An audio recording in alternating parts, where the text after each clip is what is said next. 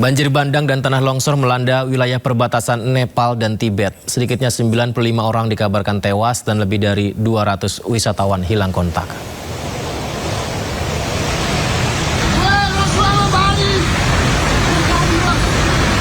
Banjir bandang dan tanah longsor menerjang perbatasan Nepal dan Tibet, tepatnya di sepanjang sungai Trisuli, distrik Nuwakot, Nepal. Akibat peristiwa ini sedikitnya 95 orang dilaporkan tewas dan 384 orang dinyatakan hilang. 291 diantaranya wisatawan dari berbagai negara seperti Amerika, Inggris, Korea Selatan hingga Malaysia. Sebelumnya luapan air deras berasal dari sungai Botekoso menerjang belasan desa di distrik Rasua dan Nuwakot, Nepal. Banjir kemudian mengalir deras hingga ke aliran sungai Trisuli. Sementara di sisi Cina, tanah longsor menghantam area pelabuhan perbatasan Girong di kota Sigatse, Tibet. Insiden ini memutus jalur darat, jaringan komunikasi, serta pasokan listrik di wilayah itu. Bencana banjir bandang ini diduga dipicu oleh gempa bumi berkekuatan magnitudo 4,4 menyebabkan longsoran es dan batuan di sungai Lende Khola.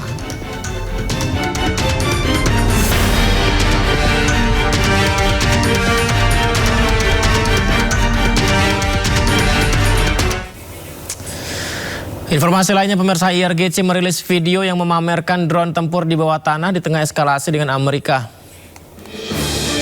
Drone tempur Nirawak Kaman 12 dioperasikan oleh Angkatan Udara Republik Islam Iran di dalam fasilitas bawah tanah. Drone-drone tersebut terlihat berbaris di terowongan yang terlindungi sebelum salah satunya lepas landas. Kaman 12 mampu membawa 4 bom terarah atau rudal anti-tank seberat 50 pon.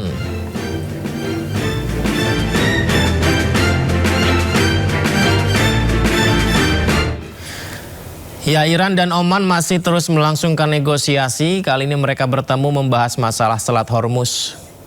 Abbas Araghchi, Menteri Luar Negeri Iran, bertemu dengan Badr al-Busaidi, Menteri Luar Negeri Oman. Pertemuan keduanya membahas terkait Selat Hormuz dan negosiasi lanjutan. Pertemuan di Teheran membahas hubungan bilateral, jalur transit, dan keamanan di jalur perairan strategis yang memisahkan Iran dan Oman.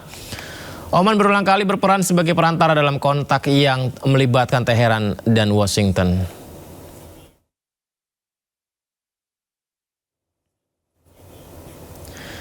Di tengah ancaman Amerika Serikat dan Israel, Iran mencoba menjalin komunikasi terhadap negara tetangganya seperti Oman dan Pakistan. Sementara hubungan Iran dengan negara di Timur Tengah lainnya terus memanas, terutama dengan Uni Emirat Arab dan Qatar. Konflik Iran, Amerika Serikat, dan Israel membuat hubungan sejumlah negara di kawasan terus memanas. Iran terus mendekati negara-negara tetangganya. Pakistan dan Oman menjadi negara yang terus berperan penting dalam negosiasi yang dilakukan antara Iran dengan Amerika Serikat. Tidak hanya itu, pertemuan dengan Oman juga membahas Selat Hormuz. Kedua negara pun terlihat sepakat untuk menyediakan jalur khusus untuk bisa dilewati kapal atas izin keduanya. Iran juga merangkul Yaman serta Irak sebagai sekutunya. Sementara itu, hubungan Iran dengan negara Timur Tengah lainnya terus memanas. Iran berkali-kali menyerang situs-situs militer Amerika Serikat yang berada di Yordania, Kuwait, Bahrain, hingga Qatar. Amerika Serikat bersiap menerapkan sanksi ekonomi untuk Iran. Namun, Qatar menegaskan diplomasi jadi satu-satunya konflik Amerika Serikat dengan Iran. بالنسبة لنا في إطار المفاوضات نحن اتصالاتنا مستمرة مع الأطراف لضمان العودة إلى المفاوضات، وقلنا منذ اليوم الأول طبعا أن أي تصعيد سيكون ضحيته المنطقة بأكملها بل العالم بأكمله في ظل الظرف الاقتصادي الحالي الذي نشهده. ولكن من ناحيتنا طبعا قطر مستمرة في اتصالاتها وجهودها، وليس لدينا من جديد ليتم إعلانه في هذا الإطار. بالنسبة للتصريحات الأمريكية المتعلقة بالعقوبات الاقتصادية، كما تعلمون نحن في دولة قطر ودول المنطقة بشكل عام حذرت منذ اليوم الأول من التداعيات الاقتصادية لهذه الحرب. Sementara itu, negara-negara di Timur Tengah membentuk Fakta Pertahanan Bersama di Mekah. Perjanjian ini telah ditandatangani Arab Saudi, Pakistan, Turki pada 7 Agustus lalu. Ketiga negara sepakat membentuk pertahanan kolektif yang artinya bila menyerang satu negara anggota, berarti juga menyerang negara anggota lainnya. Tim Liputan melaporkan. Direktur CIA John Ratcliffe melakukan kunjungan rahasia ke Moskow. Perjalanan ini menjadi kunjungan tingkat tinggi pertama pejabat intelijen Amerika ke Rusia dalam beberapa tahun terakhir. Direktur CIA John Ratcliffe berangkat ke Rusia menggunakan pesawat militer C-17 Globemaster III. Pesawat ini berangkat dari pangkalan militer Andrews dekat Washington. Pesawat ini sempat singgah di Riga, Latvia sebelum mendarat di Bandara Vnukovo, Moskow. Ratcliffe dilaporkan berada di Moskow selama sekitar 8 jam sebelum kembali ke Amerika Serikat.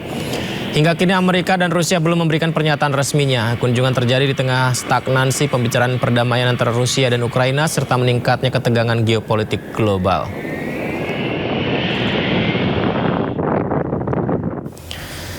Informasi lainnya, lebih dari 100 robot humanoid turun ke lantai dansa di Beijing, Cina. Mereka melakukan berbagai macam tarian mulai dari breakdance, waltz, dan samba dalam ajang World Humanoid Robot Games kedua. Ya, di Cina robot humanoid justru menjadi kompetisi pemirsa. Seperti yang kita lihat ini adalah aksi mesin-mesin pintar yang melakukan beragam aksi menguji keseimbangan dan koordinasi.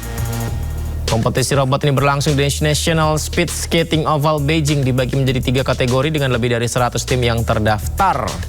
100 warga biasa terdaftar membuat robot seperti ini dan dikompetisikan ya. Di balik koreografi yang energik ini terdapat ujian yang menuntut perangkat keras maupun perangkat lunak bisa bergerak dengan sangat stabil. Mesin-mesin itu menggunakan tautan yang menyerupai sistem muskuloskeletal manusia dengan modul sendi yang bertindak sebagai otot. Luar biasa ya.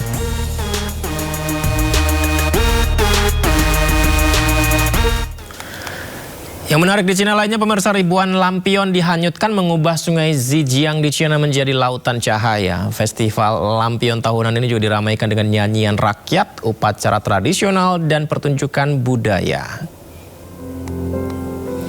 Puluhan ribu warga berkumpul untuk pelepasan lampion massal di sepanjang sungai Zhejiang. Tradisi berusia berabad-abad ini diisi dengan doa mengharapkan keberuntungan. Tahun 95, festival ini dibuat lebih modern dengan menggabungkan beragam tradisi, yaitu dengan menyatukan tradisi lampion dan lagu-lagu rakyat Wupai. Festival ini telah dimasukkan ke dalam daftar nasional warisan budaya tak benda Tiongkok sejak tahun 2014.